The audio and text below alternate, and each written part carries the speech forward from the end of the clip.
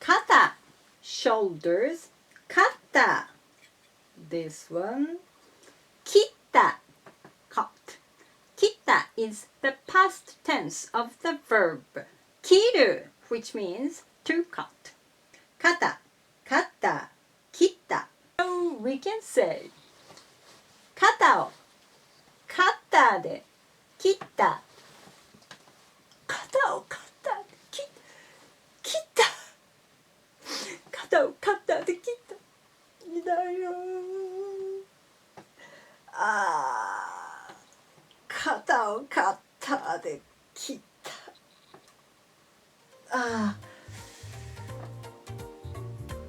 Don't worry about it too much. This is just an exercise for the Japanese. Which accent good luck with your studies?